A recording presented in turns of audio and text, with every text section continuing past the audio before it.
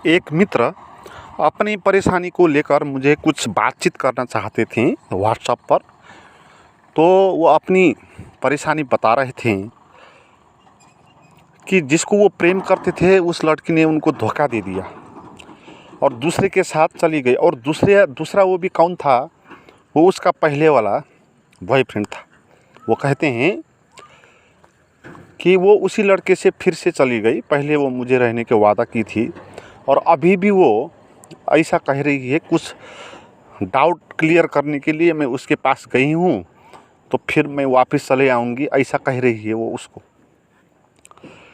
तो इस कारण से वो बहुत बेचैन हो गए, परेशान हो गए, चिंतित हो गए, क्या करे क्या ना करे, इस स्थिति में पहुंच गए। तो ऐसी स्थिति में बहुत सारे लोग पहुंचे होंगे। सभी के जीवन की ये समस्या है। बहुत के जीवन में ये घटना घटती, वो किसी से प्यार कर बैठ जाते, उस पर विश्वास करते, श्रद्धा करते, मगर बाद में वो धोखा दे जाती और बिछोड़ का अनुभव झेलना पड़ता। तो ब्रेकअप का ये प्रॉब्लम, ये आम प्रॉब्लम है। ये दिन दिन बढ़ रहा है क्योंकि सोसाइटी जितनी आगे जा रही है उतना यौन फ्रीडम भी हो रहा है, सेक्स भी फ्रीडम हो रहा है। पहले के ज़माने में ऐसा था कि आप सेक्स कर नहीं पाते थे दूसरे के साथ, वो लीगली भी नहीं था, सोशली भी बहुत प्रॉब्लम था। तो अभी बहुत सारे राइट्स आ गए समाज में, लोग शिक्षित हो गए, आधुनिक हो गए। तो इसके कारण अभी की सोसाइटी जो है वो फ्रीडम है। वो वहाँ पर आप मज़े से किसी के साथ आपका बातचीत हुआ, आपको पसंद आया तो उसे आप प्यार कर सकते हैं। ऐसा नहीं होगा कि आपने एक से वादा किया तो उसी को निभाना पड़ेगा। पहले ज़माना की बात थी, वो भी पहले भी और ये बात होती थी नहीं। तो दो वादा किया था वो निभाना पड़ेगा, ये हम इस पर विश्वास करते हैं और वो निभाते नहीं, तो ये समस्या हो जाती है। और बाहर कैसे आना? तो इसमें पहली बात ये समझना है आपको कि आपने उस लड़की को पसंद किया तो किसको पसंद किया, क्या पसंद किया आपने, है ना? ये देखना है। आपने उस लड़की को देखा और आपको सुंदर लगा, सौंदर्य का आपको अनुभव हुआ, है ना? उसकी आँख से, उसकी स्माइल से कुछ सौंदर्य, है ना, आपको वहाँ से झलका, मोहित करने वाला। तो इसी कारण आप उसके पीछे लग गए और उसी को पाने के लिए आप पीछे लग गए और वो आपको मिल भी गई और बाद में फिर छूट भी गई। क्योंकि जो चीज़ हम जिसको मना के घर पे ले आते तो उसकी मर्जी है, वो कभी ना मानेगी तो फिर जाएगी भी, है ना? दूसरे की जीवन की अधिकार हमारे हाथ में तो है नहीं, है ना? दूसरे के जीवन के अधिकार किसी के हाथ में नहीं, वो खुद के हाथ में है उसके। तो लीगली भी वो दूसरे के साथ जा सकती है, सोशली भी जा सकती है। मगर आपको ये बहुत बुरा लगा।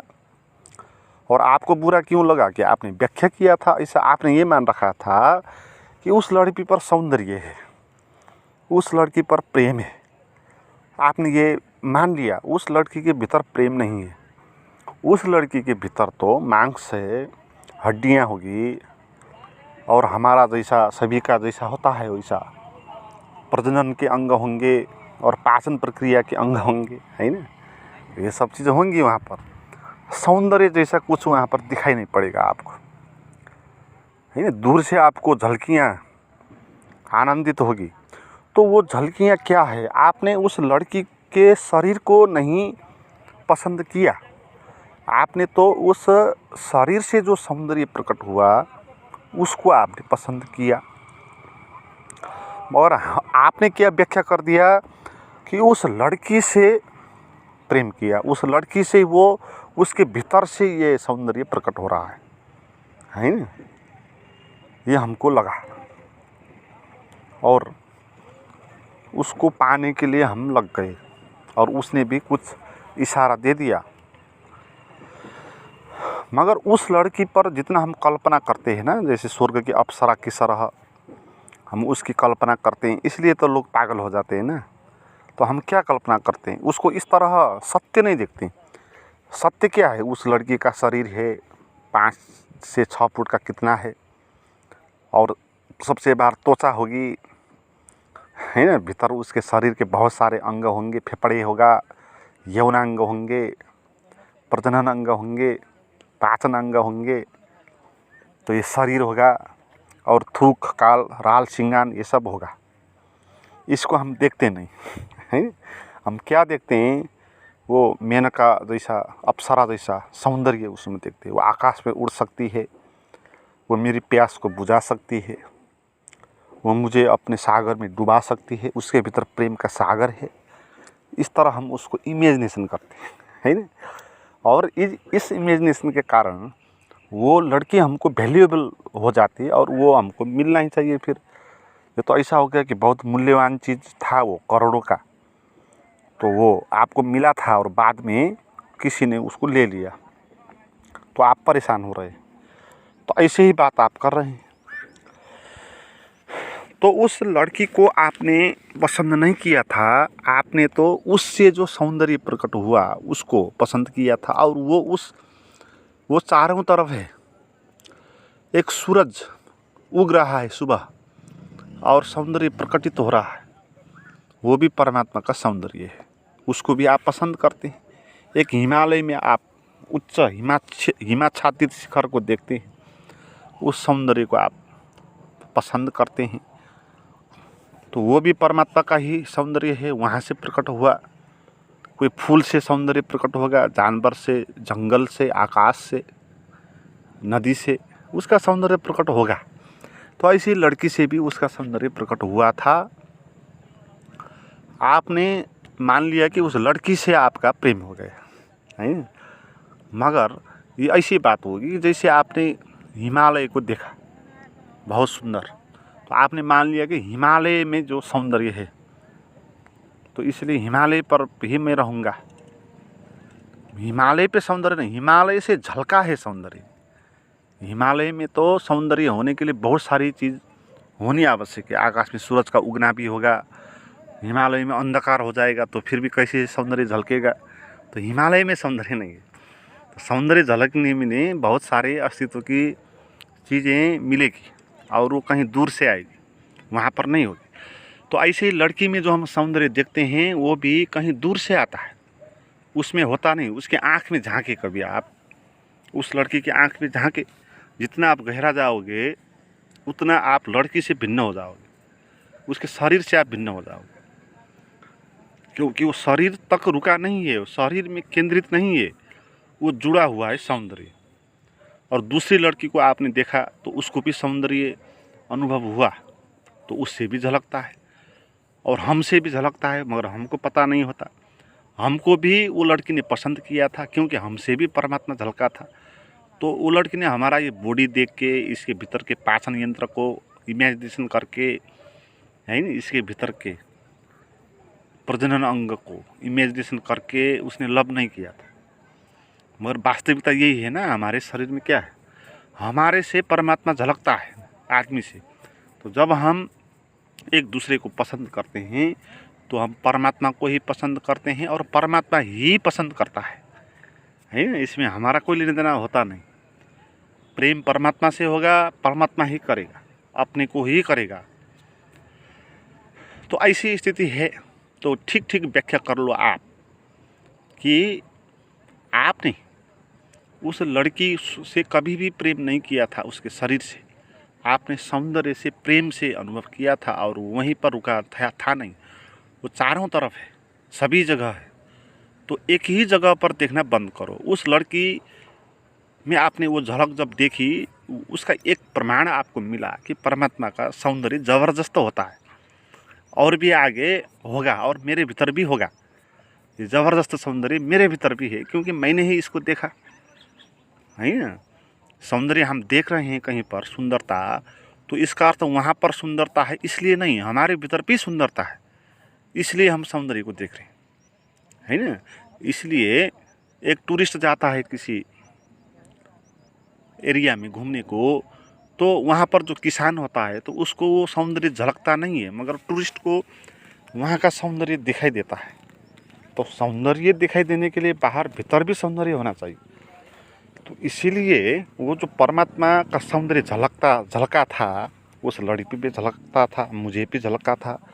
तो अब इस सौंदर्य को ढूंढना है ना, इस प्रेम को जानना है, तो अब आगे बढ़ना है ना, एक ही लड़की पे रुकना नहीं है। तो ऐसे दूसरी लड़की पर आप देखोगे कभी, तो भोगने की इच्छा भी मत करना है इसमें, है ना। भोगना भी निश्चित अवधि तक ठीक है, मगर ज़िंदगी भर भोगना ही नहीं है फिर, है ना। बाद में जब आप वृद्ध होंगे तो भोगना नहीं होगा, आपके शरीर सक्षम नहीं होगा, आपके भीतर वृत्ति होगी और शरीर सक्षम नहीं होगा, तो एक बुरी हालत हो जाती है। सेक्स से लेकर हमारे समाज में जो वृद्ध होते हैं, जो 50-60 साल से ज़्यादा होते हैं, तो उनको ऐसी दिक्कत होती है, वो रुग्ण होकर जीते हैं। भीतर से वृत्ति है भोगने की, मगर शरीर सक्षम है नहीं। तो रहस्य को जानना है, भोगना ही नहीं। तो बातों को समझना है कि प्रेम जिसको होता है वो परमात्मा के साथ ही होता है हमारा। तो धोखा कोई दे नहीं सकता, है ना, धोखा कोई दे नहीं सकता। और आपने किसी को धोखा नहीं दिया तो फिर आपको कोई धोखा दे नहीं सकता। धोखा उसी को होता है जो धोखा देता है किसी को, मगर धोखा दिया आपको उसने और परेशान आप हो, तो लगता है आपने खुद को भी धोखा दिया। आपने आप खुद को क्या धोखा दिया कि आपने खुद को बताया था कि मैं खुद को खुश करूँगा, और आज आकर आप खुद को दुख दे रहे हो, तनाव में डाल रहे हो, तो आपने अपने साथ धोखा दिया, है ना। तो अपने को खुश करना है, भीतर के प्रेम के बारे अनुभव करना है, स्वयं के अनुभव करना है, तभी हम पूर्ण होते हैं। बाहर किसी लड़की को आपने पा लिया तो कुछ आनंद आपको होगा नहीं। आपने उस लड़की को फिर से पाया जिसने धोखा दी, तो क्या सोचते हैं कि आपका जीवन बहुत अच्छा होगा? इससे बुरा होगा, क्योंकि उसके बाद फिर आपका विश्वास भी गुम जाएगा उस पर। पहले सोचते थे कि धोखा नहीं देगी, फिर धोखा दे दिया था इसने। तो एक बार उसने धोखा दे दिया था तो आप उस पर पूर्ण विश्वस्त कभी भी नहीं होंगे, और वो भी अपने को पूर्ण समर्पित नहीं कर पाएगी।